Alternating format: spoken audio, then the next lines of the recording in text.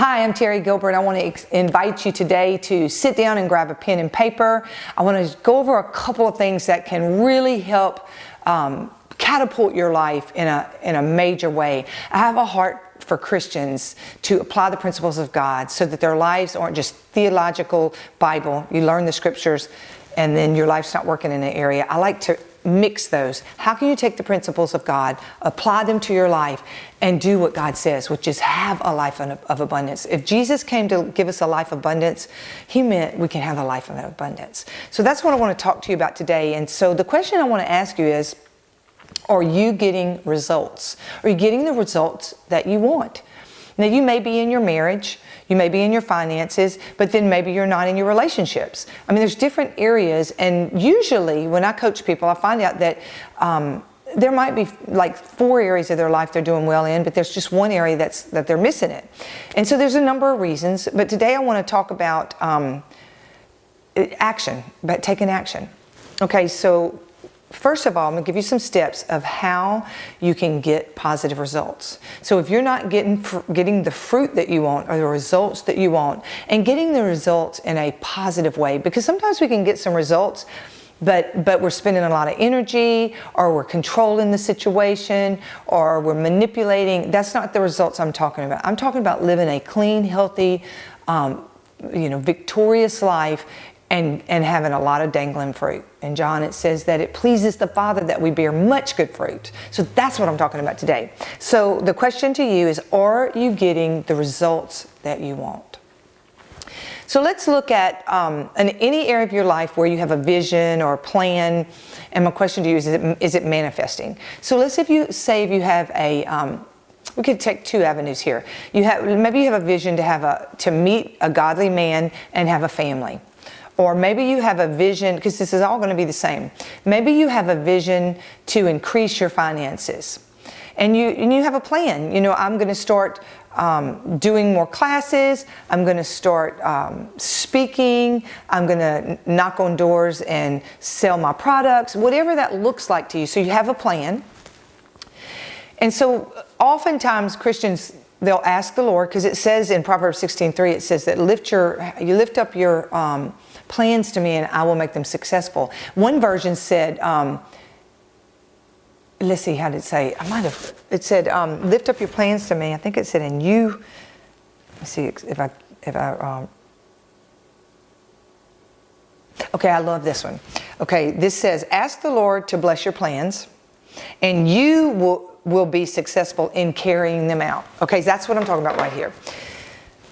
Okay, that's the 3rd step. So number 1 is you can ask the Lord. You lift up your plans to the Lord. Lord, this is what I'm believing for. Can you put your blessing on it? Your word says that everything my hand touches shall prosper.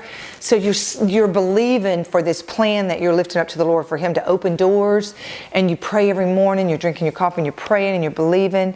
And step 2 is that you're hoping that this is going to happen. And you're believing, Lord, I have faith for this. I believe this year it's going to be different. But this is where I want to talk to you. This is the place where I see so many Christians ask and pray and hope and believe and get no results. Okay? No results. Because you can pray all day long and you can hope all day long, but faith without works is dead. If you're not willing to take the action and go and do it, you have got to go get your blessing. It is not coming to your door. And so this is the breaking point right here. Here is the gap between ask, pray, hope, and believe and manifestation. And what gets you to the manifestation? What gets you to the results? And what gets you there is that action. You know, He said in Joshua 1, it says a number of times. I'm going to read it because it says it so many times I thought, oh my gosh, it's just... Okay, first He tells them the promise. So you have to have a promise to stand on. And He says, I will give you this land. So God says, I've given you this. It's yours. Okay, so you want to get a promise if you're believing for prosperity. You want to say, Lord, your word says in Jeremiah 29:11, you have plans to prosper me, give me hope in a future. And so you're going to give me this future, Lord. You're going to prosper me in my future. And so I'm believing for that. Okay, so that's good. That's step 1 and 2. But then guess what He tells us to do? He says, He's telling him the promise that nobody's going to be able to come against you. It's going to be yours. I've given it to you. But then verse 6 says, be strong and courageous. Okay, so he's telling you got to be strong and courageous. Okay, what is courage? I mean, courage is kind of with action. You can't just sit on the sofa and say, oh, I'm courageous. There's nothing to be courageous about. What is going to take for you to step out and stretch yourself and get outside of your comfort zone to make something happen?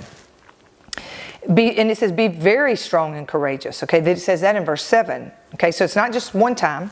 And then it says to keep this book, keep the book of the law, keep the Bible, meditate, say it, rumble it, say it out loud, think upon it. That's what meditate means, to say it, mumble it, think upon it. Like, I thank you that you've given me hope in a future. I thank you, Lord, that, and he may give you a word like, make this call, talk to this person. And so you say, okay, I'm taking action. That's the third step, action. So I ask you the question, if you're not getting the results that you want, what is the action you need to take? Because then he said, do not be afraid, do not be discouraged. Well, God will be with you wherever you go. So basically he said, you're going to have to go out. You go further. It says you, and then it says, Joshua here to go in and cross the Jordan here to go in and take possession.